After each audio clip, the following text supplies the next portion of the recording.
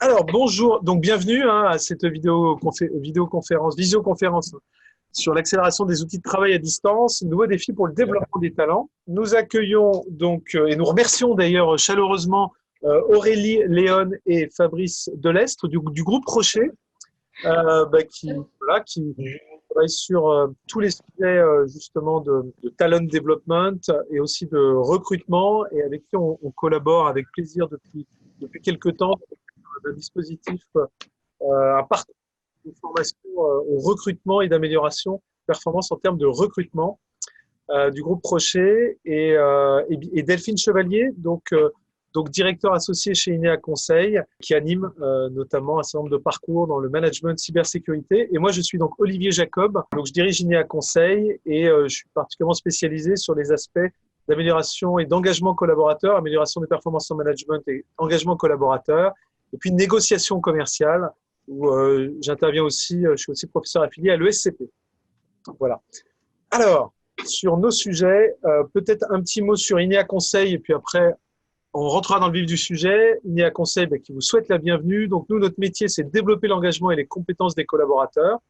Du coup, on est le partenaire d'un certain nombre d'entre vous là, pendant cette visioconférence, et on aide à la réussite finalement des entreprises et des collaborateurs via des prestations d'accompagnement, de formation et de conseil, notamment sur des thèmes liés au management, la maîtrise du travail en équipe, la gestion de projet, les performances commerciales, donc développer de nouveaux clients, attirer de nouveaux clients, et c'est vrai qu'aujourd'hui, dans pas mal de secteurs, c'est un vrai sujet. La relation client, notamment la relation client en B2C, en boutique, en restaurant, en hôtellerie, la cyberimmunité, donc là, la partie, c'est vraiment se protéger et faire en sorte d'avoir les bons comportements pour éviter de prendre des risques, des risques cyber. Et enfin, l'accompagnement des dirigeants à travers l'animation donc d'équipes, de team building, de comités de direction pour arriver sur un projet commun, une stratégie commune, et développer aussi le leadership à travers des programmes donc, qui peuvent être individuels, qui peuvent être collectifs, et qui aujourd'hui deviennent de plus en plus e-programmes, c'est-à-dire que on a des programmes donc en e-learning sur tous nos parcours, sur nos parcours de management commercial et de performance commerciale en boutique. Et on a aussi une appli, et ce sera un petit mot parce que c'est notre dernier né, c'est qu'on a une appli donc d'amélioration de la performance. On croit beaucoup dans la digitalisation. Et là, sur notre appli, du coup, on a la capacité maintenant de filmer les jeux de rôle. Donc, les personnes vont se filmer avec leur portable, et ça va être ensuite décrypté avec des modules d'intelligence artificielle où on va avoir une analyse en temps réel des questions ouvertes, des questions fermées, des mots béquilles, des phrases positives, négatives, des mots répétés, du débit, de l'écoute, du fait qu'on a un tour de parole, enfin voilà, tous ces éléments qui permettent ensuite de rendre nos coachings, ce qu'on va appeler les coachings augmentés, donc des coachings plus efficaces. Voilà en quelques mots sur INEA Conseil. Et puis d'ailleurs, juste un mot en termes de conjoncture. Bien sûr, on est impacté par la situation actuelle, puisque nos formations présentielles ont été évidemment annulées ou reportées sur le deuxième trimestre. Elles redémarrent. Donc pour les organismes de formation, il y a quand même beaucoup de sociétés qui nous demandent aujourd'hui de redémarrer dans des grands groupes comme Engie, par exemple, ou dans des sociétés un peu plus petites comme Arcadis ou d'autres. Bien sûr, on continue à animer les formations en visioconférence, mais ce qui marche pas mal actuellement, ce qui développe beaucoup actuellement, c'est aussi tout simplement nos e-learning avec des parcours qui sont éligibles au CPF. Voilà en quelques mots sur nous. Donc, on n'est pas inquiet en tout cas sur la pérennité. On devra arriver à peu près à un chiffre d'affaires qui correspondra à celui de l'année dernière, alors qu'on avait clairement moins 20, moins 30% à cause de la partie présentielle. Voilà. Donc, c'est quand même possible de se renouveler actuellement, et je pense que, et ça nous a demandé beaucoup de travail, il faut justement qu'on travaille de manière différente, que finalement qu'on change un peu le paradigme pour pouvoir avancer et pour pouvoir du coup continuer à apporter de la valeur à nos clients. Allez, je ne vais pas plus loin sur INEA. Il est 9, c'est parfait. Je m'étais donné 5 minutes. Et donc, on va poursuivre. Et du coup, je vais te donner la parole, Delphine, pour poursuivre donc sur l'échange au travers des nouveaux défis pour le développement des talents.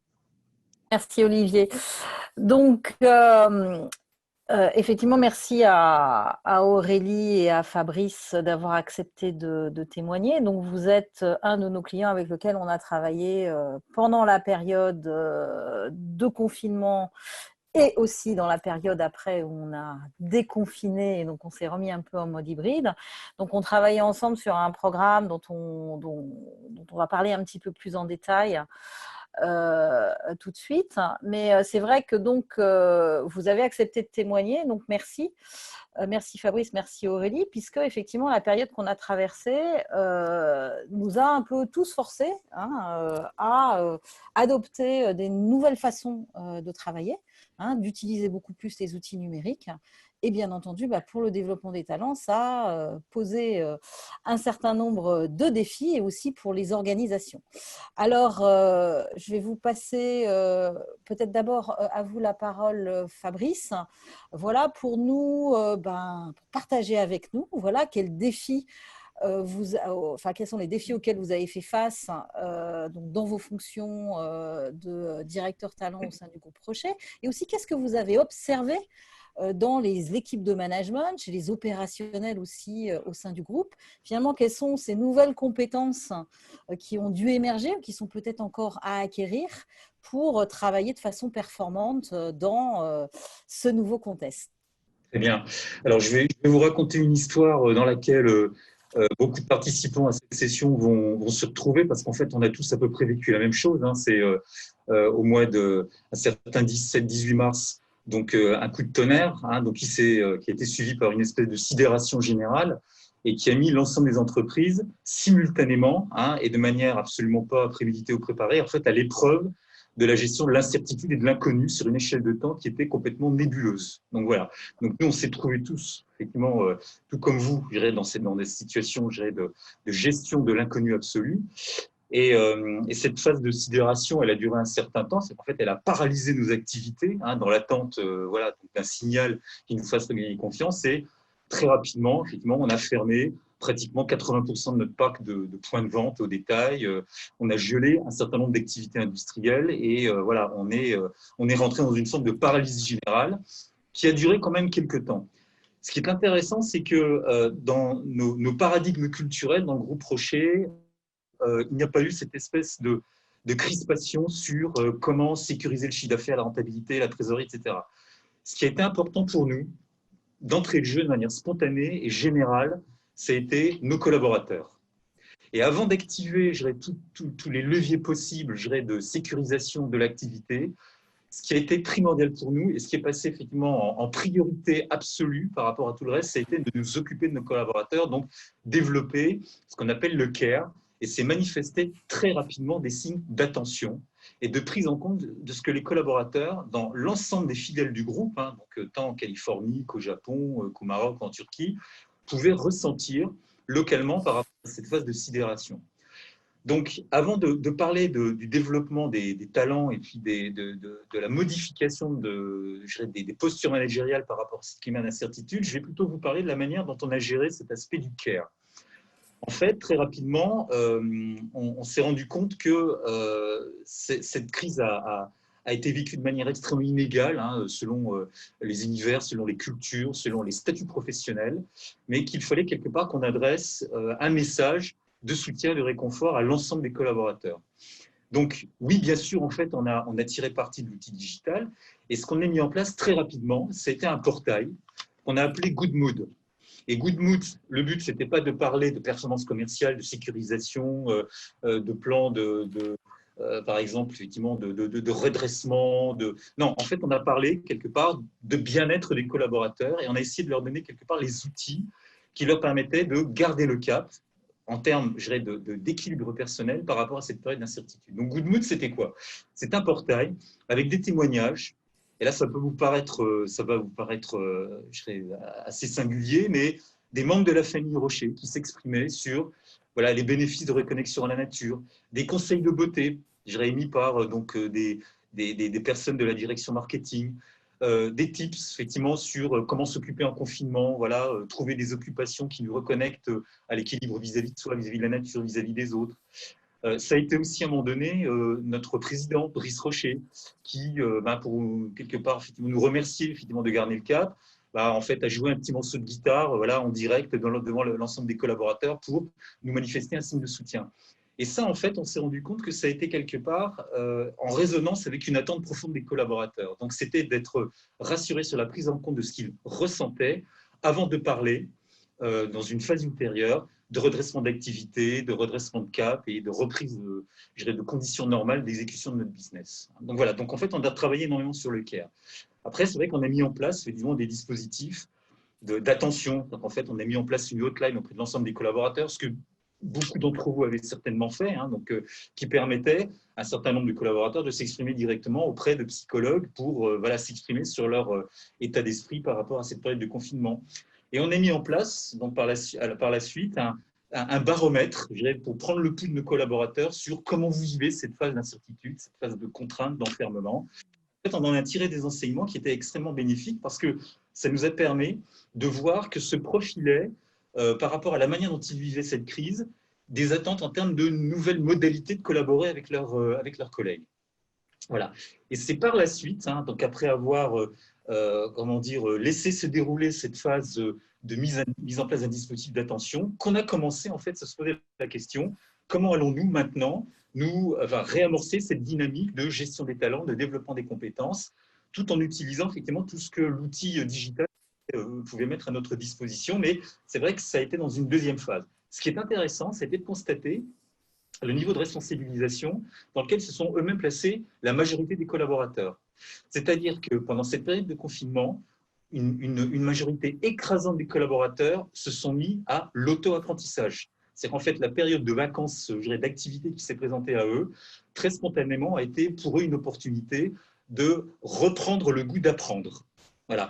Et de se connecter sur des plateformes en open source, sur les MOOC, participer eux-mêmes à des webinaires. Ce qui est intéressant, c'est que beaucoup d'organismes comme INEA ont commencé à mettre en place des forums, des webinars abordant effectivement des thèmes liés effectivement à la gestion de la crise pandémique, liés aussi à une nouvelle manière effectivement d'appréhender évidemment la création de richesses et reprendre effectivement donc un cycle d'activité normale. Et ça, on s'est rendu compte que beaucoup de collaborateurs ont saisi le bénéfice de ce type d'opportunité qui leur était mise à disposition. Voilà.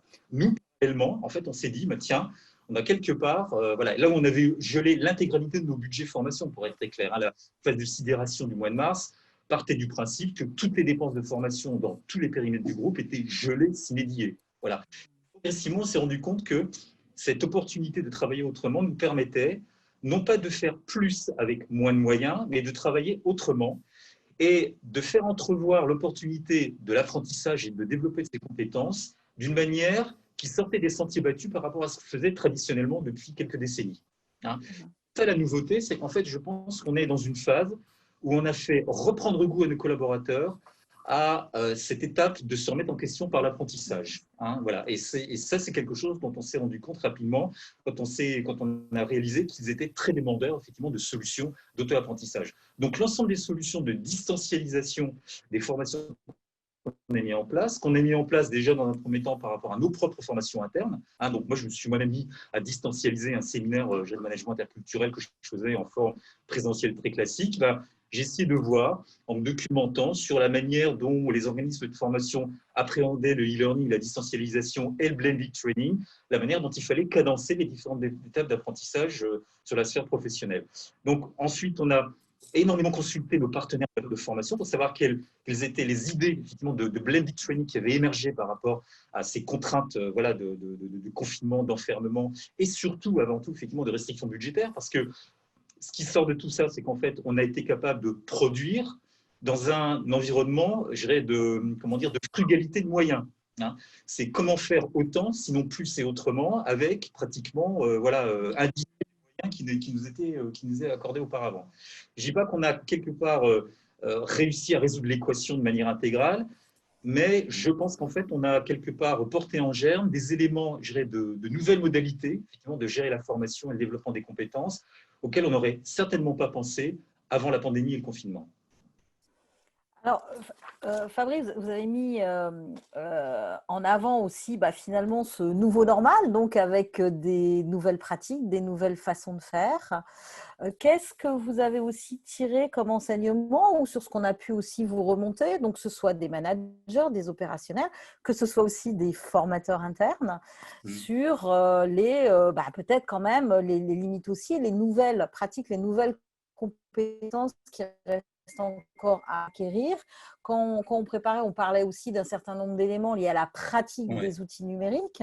Voilà aussi un certain nombre d'éléments de comportement, mais aussi de sécurisation d'un certain nombre d'informations. Qu'est-ce que vous avez pu constater et au sortir de cette phase, quelles sont, à votre avis, les priorités pour des managers, des opérationnels sur les compétences à développer à l'avenir? Alors, la première des compétences, je dirais, à développer, et ça va bien au-delà, effectivement, de la capacité à travailler à distance, hein, c'est que l'expérience du confinement et du travail à distance forcé a permis de mettre en lumière deux types de polarités chez les managers, effectivement, auxquels on n'était pas du tout confronté auparavant, ou qu'on ne voyait pas.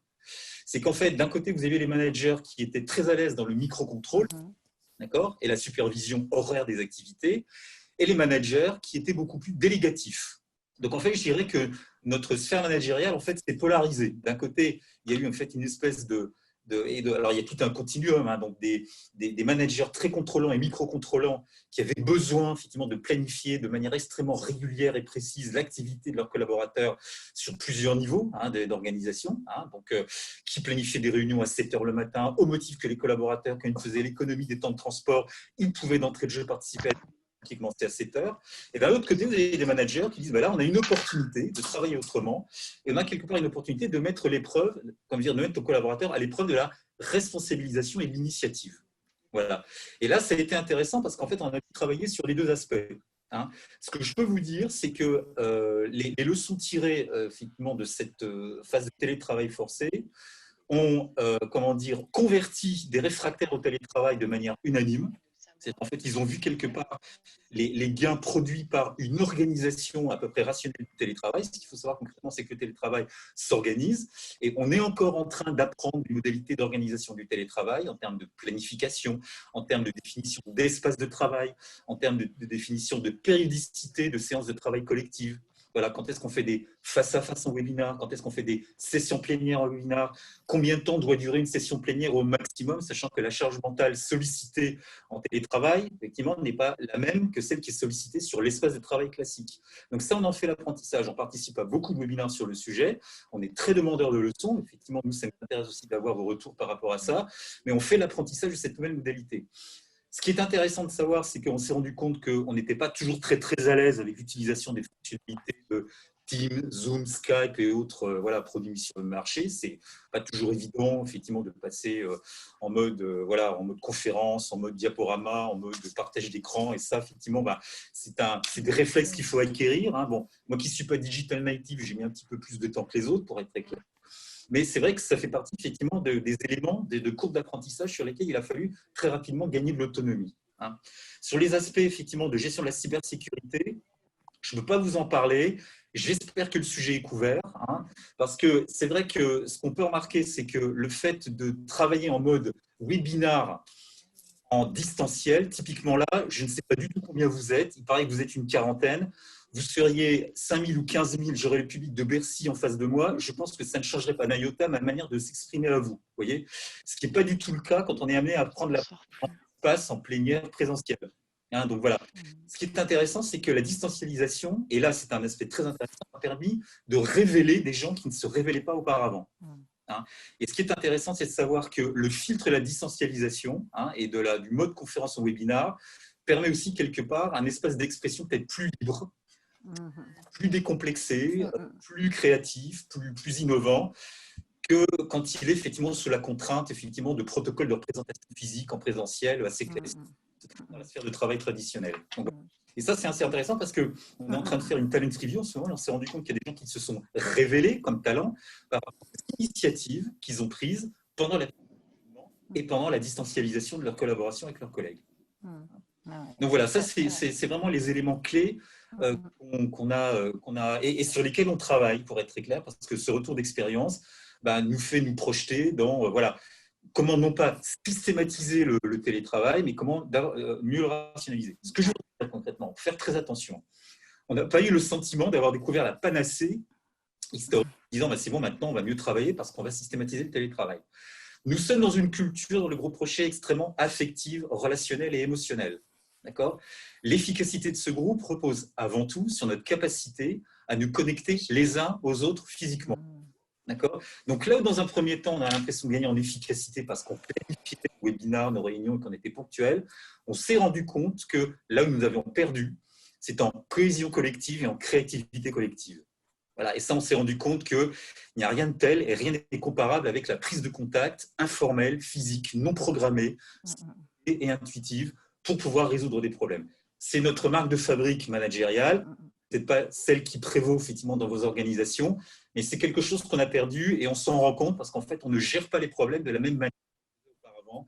Il y a moins d'expansion, je dirais, créative, spontanéité, parce que, voilà, effectivement, on est un petit peu contraint par l'espace dans lequel on travaille. Merci beaucoup, Fabrice. Et donc, malheureusement, Fabrice va devoir nous quitter dans 4 minutes, là, 14h30. Oui. Donc, avant de passer la parole à Aurélie pour effectivement nous parler aussi un peu plus de ce que ça a voulu dire en matière de formation et de recrutement, d'utiliser donc ces outils numériques, est-ce que certains de nos participants ont des questions à poser à Fabrice sur l'expérience très riche qu'il vient de partager avec nous ? Et j'en profite d'ailleurs, on a mis sur le chat, voilà, n'hésitez pas à utiliser le chat, je vois que quelqu'un ouais, on a peut-être des questions aussi dans le chat, ouais.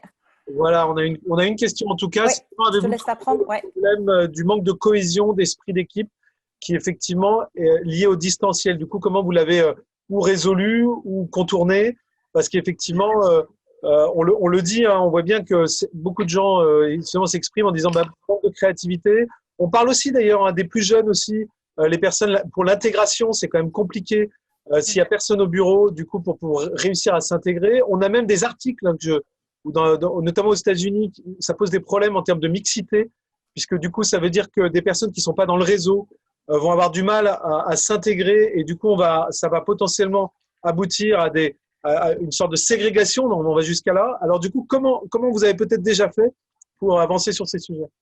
En fait, on n'a pas trouvé la solution pour pallier ce manque de mise en contact physique. Et c'est un vrai questionnement pour nous. Alors, c'est vrai que spontanément, les gens se retrouvaient hors des espaces de travail, du siège, pour pouvoir, typiquement, par exemple, voilà, donc il y a un supermarché à côté avec une terrasse où on peut prendre un café. Il y a beaucoup de réunions qui se sont déroulées là-bas.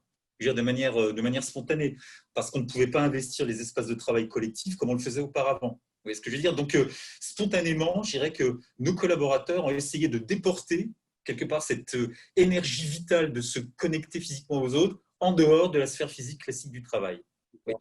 Donc, c'est quelque chose qu'on a résolu. En revanche, les leçons auxquelles ça nous amène, c'est de se dire que si on doit, à l'avenir, négocier un accord sur le télétravail, ça ne sera pas dans une perspective de systématisation, mais de mixité équilibrée entre des périodes sanctuarisées de travail collectif présentiel, il faut qu'on les identifie, voilà, et des périodes où on peut se dire que là, oui, effectivement, en mode dégradé, on peut le faire à distance. Donc le but, c'est d'ériger le distanciel comme la panacée qui gère effectivement toutes les problématiques de gestion de l'efficacité. Ça reste pour nous quand même, malgré tout, un mode dégradé de collaboration. D'accord. Dans notre culture d'entreprise, c'est quelque chose qui est extrêmement fort. Ok, donc si je veux m'installer, je suis dans le groupe Rocher, je veux m'installer à Arcachon, dans ma maison, et, avec la fibre. Aurélie nous dit que ça ne va pas être possible. De façon temporaire, oui, mais non, maintenant c'est hors de question de déménager, bien évidemment.